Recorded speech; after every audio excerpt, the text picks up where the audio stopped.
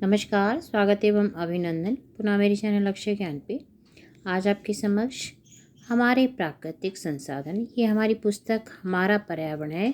उच्च प्राथमिक स्तर पे ये पुस्तक है। कक्षा 6, 7, 8 के लिए एक ही पुस्तक है।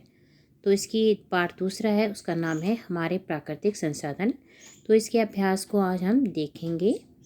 ध्यान दीजिएगा कि कक्षा 6, 7, 8 में एक ही पुस्तक है ये, ठीक है। तो हम सबसे पहले इसके प्रश्न उत्तर देखेंगे। निम्नलिखित प्रश्नों के उत्तर दीजिए। प्राकृतिक संसाधन कौन कौन से हैं, वे हमारे लिए किस प्रकार उपयोगी हैं। तो उत्तर है हवा, मिट्टी, जल, सौर ऊर्जा, पेड़ पौधे, खनिज पदार्थ आदि प्राकृतिक संसाधन है। हवा का उपयोग हम सांस लेने में, जल का उपयोग प्यास बुझाने में, दैनिक जरूरतों को पूरा करने में करते हैं, आवश्यक है ये हमारे लिए। पेड़ पौधे, वनस्पतियाँ हमारी विभिन्न आवश्यकताओं जैसे भोजन, आवास, कपड़ा आदि को पूरा करने के लिए उपयोग की जाती हैं। इसी प्रकार कृषि उपजाऊ भूमि हमें भूमि प्रदान करती है, जिससे भूमि से तेल, कोयला, गैस आयात व उद्योगों में ईंधन के रूप में प्रयोग किए जाते हैं। प्रश्न था प्राकृतिक संसाधन कौन कौन से, वे हमारे लिए, तो जो भी प्राकृतिक संसाधन है, हवा, मिट्टी, जल, सौर ऊर्जा, इनका कैसे हमारे दैनिक जीवन में उपयोग है, ये इसमें बताना था। हम बच्चों को जब भी बताएं, तो जब भी उत्तर बताएं तो साथ में ये बताएं, प्रश्न को समझिए कि प्राकृतिक संसाधन कौन कौन से हैं, वे हमारे लिए किस प्रकार उपयोगी हैं। अगला प्रश्न है, दैनिक जीवन में जल का क्या उपयोग है। दुरुपयोग को रोकने के लिए कौन के उपाय बताइए। तो आप सबको पता है कि जल ही जीवन है। बच्चों को हम लोग पूछ सकते हैं, बता सकते हैं कि जल ही जीवन है, बहुत अच्छे से लिख सकते हैं इसके बारे में। जल ही जीवन है, जल अर्थात पानी के बिना हम जीवन की कल्पना भी नहीं कर सकते हैं। जल के बिना कोई भी काम हो नहीं सकता है। जल शरीर के रक्त को तरल बनाता है, जिससे शरीर में रक्त का प्रभाव सरलता से होता है। हमारे जीवन के दैनिक जीवन में, हमारे जीवन के जो दैनिक जीवन होता है, कार्यों जैसे नहाना, धोना, सफाई, कपड़े धुलना, भोजन बनाना, पेड़ पौधों को सींचना, ठीक है, घर में झाड़ू पोछा लगाना, बर्तन धुलना, ये सारे दैनिक जीवन में जितने काम हैं, आप जितने आपको समझ आए तो आप उसको मेंशन कीजिएगा इसमें। तो ये सब के लिए पानी की आवश्यकता पड़ती है। अब जल के दुरुपयोग को रोकने के लिए जल को कभी भी बहते ना छोड़ें। कहीं भी देखें पानी बह रहा हो, टंकी से बह रहा हो, चाहे नल से बह रहा हो, हमेशा उसको बंद करके रखें। जितने पानी की आवश्यकता हो उतना ही पानी बाल्टी में निकालें। गाड़ी व सड़क धोने में बाल्टी में पानी रख कर ही धोएं। अब जैसे हम इसमें क्यों बोला है, क्योंकि जो पाइप लगा करके गाड़ियाँ, टेम्पो और सड़कें धुली जाती हैं, उससे पानी की बर्बादी होती है, और जो कि बहुत गलत है। इसलिए हमेशा बाल्टी और मग की सहायता से सड़कें, कारें, आपके जो ऑटो हैं सब धुलें। नल खुला ना छोड़ें। आप अपने घर का नल भी बंद रखें। अगर आप कहीं देख लेते हैं कि नल खुला हो तो उसको भी बंद करके रखें। जितने पानी की आवश्यकता हो उतना ही पानी पीने के लिए निकालें, ठीक है। गिलास में हम फुल बड़ा सा गिलास होता भर के निकाल लेते हैं, तो इतना पानी तो हमें ज़रूरत नहीं होती है, तो उतना पानी की आवश्यकता नहीं। जितना पीना आधी गिलास तो आप निकालिए, उतना ही पीजिए। अब दूसरी बात है, जो इसमें एक बात मेंशन करूँगी, इसमें लिखा नहीं है, आरओ का जो पानी है, आरओ के पानी का क्या करना है, जो पानी होता है उससे बर्तन धुलें, झाड़ू पोछा करें, कूलर में भर लें गर्मियों में, तो उसका भी उपयोग करें, उसे बर्बाद ना करें। ये आरओ वाला पानी का लिख देती हैं।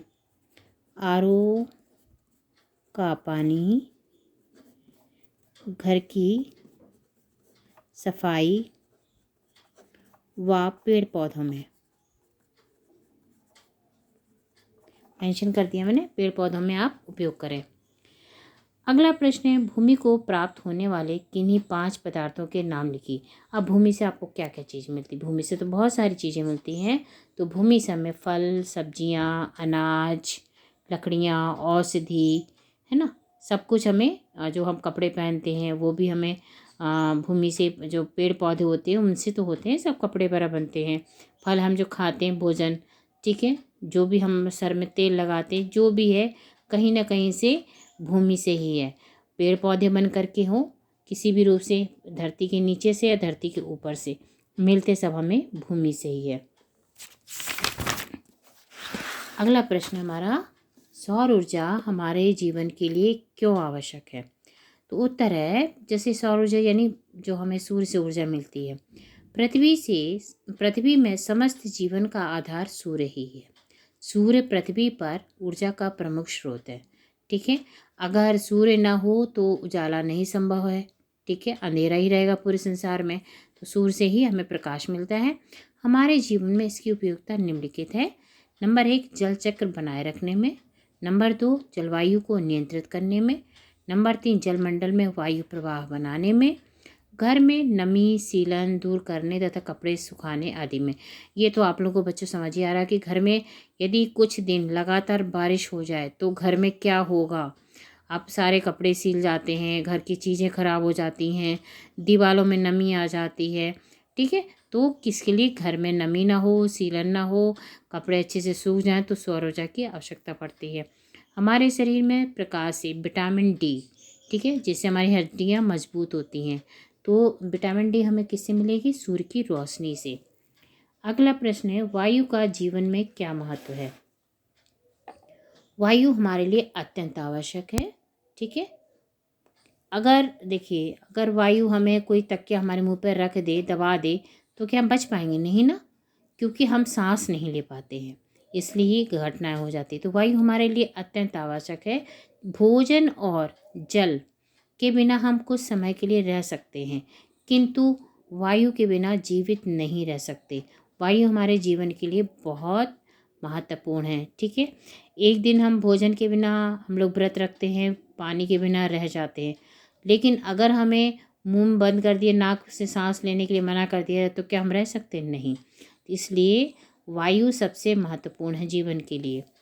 अगला प्रश्न हमारा कि सही मिलान करना है। वायु, जल, भूमि, सूर्य का प्रकाश एक तरफ है, दूसरी तरफ है से हमारे जीवन का 70% भाग बना है। में ऑक्सीजन होती है, हमें विटामिन डी बनाने में मदद करती है, खनिज पदार्थ का भंडार है। तो वायु क्या है हमारी? वायु से हमें क्या मिलती है? Oxygen, O2। वायु देखिए, वायु शब्द है जो मनुष्य जो है छोड़ता कौन सी है? वायु है कार्बन डाइऑक्साइड, और लेता कौन सी है? ऑक्सीजन। और जो पौधे होते हैं वो क्या करते हैं? वो ऑक्सीजन छोड़ते हैं और कार्बन डाइऑक्साइड CO2 को ग्रहण करते हैं। तो इस साथ में आप बच्चों को ये भी बताना चाहिए, जल से हमारे शरीर का 70% भाग बना है। ठीक है, हमारा शरीर जो बना है 70% इसमें जल है। ये बच्चों को जीके में भी आता है। भूमि, अब भूमि का क्या है? खनिज पदार्थ का भंडार है। जितने प्रकार के खनिज हैं सब भूमि के नीचे मिलते हैं। कोयला हो, सोना हो, कोई भी खनिज हो, सब वहीं से मिलेगा आपको। तो ये पदार्थ भूमि खनिज पदार्थों का भंडार है, इसमें बहुत सारा। सूर्य का प्रकाश हमें विटामिन डी में मदद करता है, यानी सूर्य का प्रकाश होता है तो हमारी ये जो हड्डियाँ हैं मजबूत होती हैं। सूर्य में हमें इसलिए प्रतिदिन थोड़े समय के लिए धूप में ज़रूर बैठना चाहिए प्रतिदिन। ये बच्चों को बताना चाहिए कि हम प्रतिदिन पक्का उसमें बैठें, सूर्य की रोशनी को ग्रहण करें, जिससे हमारी हड्डियाँ मजबूत होंगी, विटामिन डी मिलेगा। ठीक है, ये हो गया। अब हम इसमें एक सुझाव देना चाहेंगे आप लोगों को, जो हमारे प्राकृतिक संसाधन हैं, हमें जितने भी प्राकृतिक संसाधन हैं उसका दुरुपयोग नहीं करना चाहिए, उसका सही प्रयोग करना चाहिए। जो हमें प्रकृति से मिला है तो हमें उसका अच्छे से उपयोग करें, चाहे वो वायु हो, जल हो, आपका कोई भी प्राकृतिक स्रोत हो। ठीक है, कुछ भी हमें मिला है तो उससे हमें बर्बाद नहीं। पेड़ पौधे हैं, वनस्पति है, जो भी है आसपास जिस पेड़ पौधों को काटे नहीं, उनको सेव करें। सेव एनवायरनमेंट पर्यावरण किताब का जो मेन उद्देश्य यही है कि हम बच्चों को इस तरह की भावना उनके अंदर उपयोग मतलब भरें, बताएं उनको कि मोटिवेट करें उनको कि पेड़ पौधों को लगाना है, पेड़ पौधे काटना नहीं है। यदि एक पेड़ कटता है तो हमें कम से कम 10 पेड़ लगाने की प्रतिज्ञा उसी दिन करनी चाहिए। दूसरी बात, इसमें एक चीज़ और है कि पेड़ लगाना पर्याप्त नहीं, पेड़ की देखभाल करना उसको कैसे अच्छे से उसको समय पर जल संचित करें उसमें, ये सब चीज़ बच्चों को पर्यावरण से संबंधित चीज़ों के बारे में बताना बहुत ज़रूरी है।